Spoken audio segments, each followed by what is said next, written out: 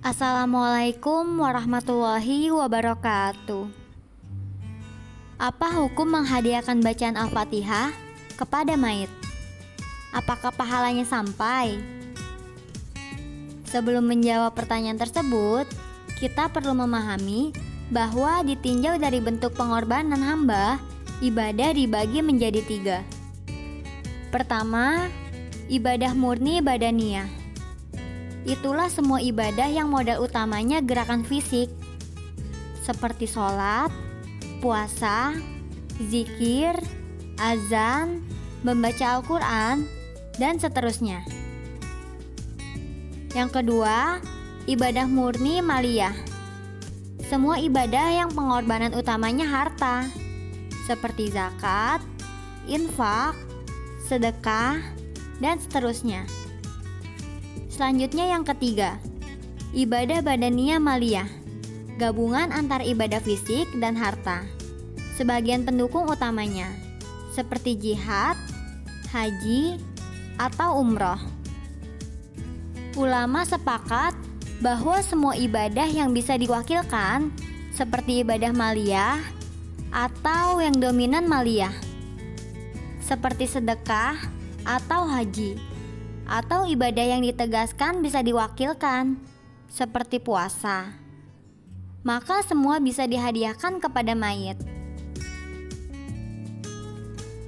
Imam Zakaria Al-Ansori mengatakan, sedekah atau doa baik dari ahli waris maupun yang lainnya bisa bermanfaat bagi mayit dengan sepakat ulama. Keterangan lain disampaikan oleh Ibnu Qudamah. Doa, istighfar, sedekah, melunasi hutang, menunaikan kewajiban, atau yang belum terlaksana bisa sampai kepada mayit. Kami tidak tahu adanya perbedaan pendapat di kalangan ulama apabila kewajiban itu bisa diwakilkan. Sementara itu, ulama berbeda pendapat untuk hukum mengirim pahala ibadah yang tidak bisa diwakilkan kepada mayit, seperti bacaan Al-Quran. Kita akan sebutkan secara ringkas. Yang pertama, mazhab Hanafi. Ulama Hanafiyah menegaskan bahwa mengirim pahala bacaan Al-Quran kepada mayit hukum dibolehkan. Pahalanya sampai kepada mayit dan bisa bermanfaat bagi mayit. Dalam Imam Ibnu Abil, ulama Hanafiyah menuliskan, sesungguhnya pahala adalah hak orang yang beramal.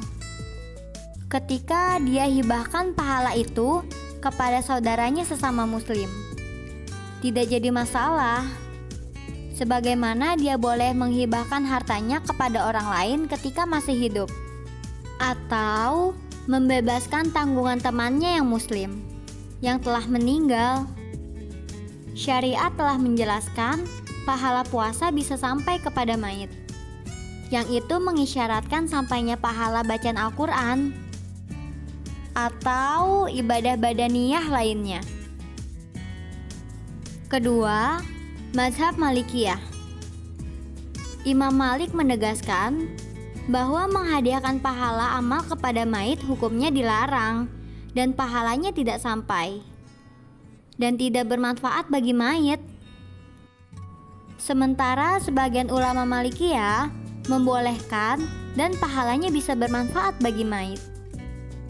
Dalam Minhah Al-Jalil, Al-Qarafi membagi ibadah menjadi 3. Ibadah yang pahala dan manfaatnya dibatasi oleh Allah, hanya berlaku untuk pemiliknya, dan Allah tidak menjadikan bisa dipindahkan atau dihadiahkan kepada orang lain, seperti iman atau tauhid. Yang kedua, ibadah yang disepakati ulama. Pahalanya bisa dipindahkan atau dihadiahkan kepada orang lain, seperti ibadah maliyah. Dan yang ketiga, ibadah yang diperselisihkan ulama. Apakah pahalanya bisa dihadiahkan kepada mayit ataukah tidak? Seperti baca Al-Quran, Imam Malik dan Imam Syafi'i melarangnya. Selanjutnya, Al-Qarafi menyebutkan dirinya lebih menguatkan pendapat yang membolehkannya. Beliau menyatakan, selayaknya orang tidak meninggalkannya. Bisa jadi yang benar, pahala itu sampai, karena ini masalah goib. Ada juga ulama Malikiyah yang berpendapat bahwa menghadiahkan pahala baca Al-Quran tidak sampai kepada mayit. Hanya saja, ketika yang hidup membaca Al-Quran di dekat mayit atau di kuburan, maka mayit mendapatkan pahala mendengarkan bacaan Al-Quran. Namun pendapat ini ditolak Al-Qarafi, karena mayit tidak bisa lagi beramal, karena kesempatan beramal telah putus. Yang ketiga, pendapat Syafi'iyah.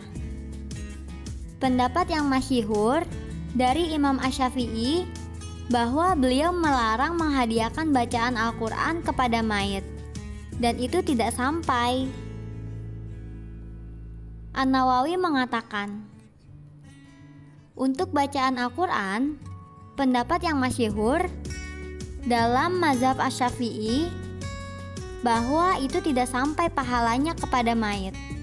Sementara sebagian ulama Asy-Syafi'iyah mengatakan pahalanya sampai kepada mayit. Salah satu ulama Syafi'iyah yang sangat tegas menyatakan bahwa itu tidak sampai adalah Al-Hafiz Ibnu Katsir, penulis kitab tafsir. Ketika menafsirkan firman Allah di suratnya An-Najm,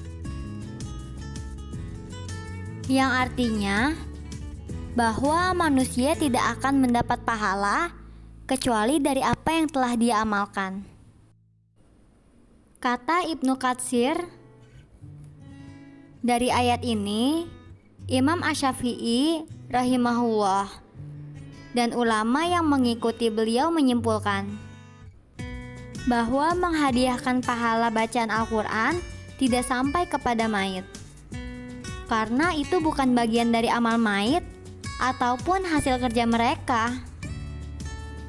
Selanjutnya, Ibnu Katsir menyebutkan beberapa dalil dan alasan yang mendukung pendapatnya.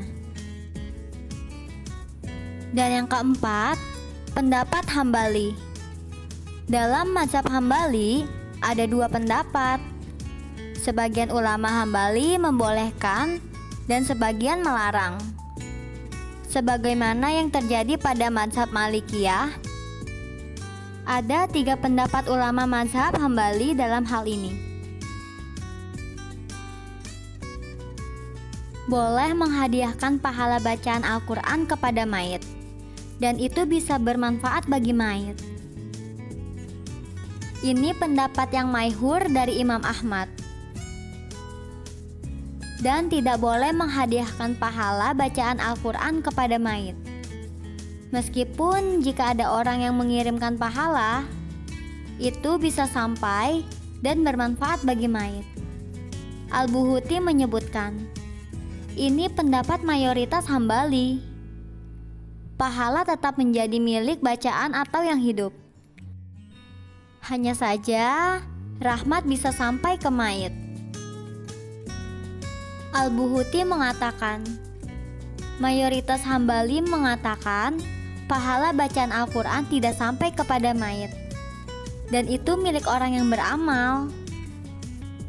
Sementara Ibnu Qudamah mengatakan, ibadah apapun yang dikerjakan dan pahalanya dihadiahkan untuk mayit yang muslim, maka dia bisa mendapatkan manfaatnya. Ibnu Qudamah juga menyebutkan pendapat ketiga dalam mazhab Hambali.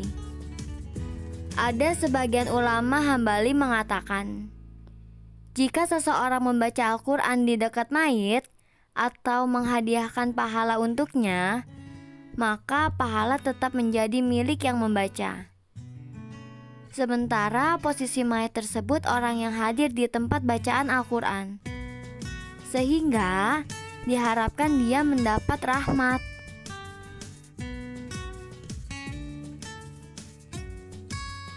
Semoga informasi ini bermanfaat untuk kita semua. Wabillahi taufiq wal hidayah. Wassalamualaikum warahmatullahi wabarakatuh.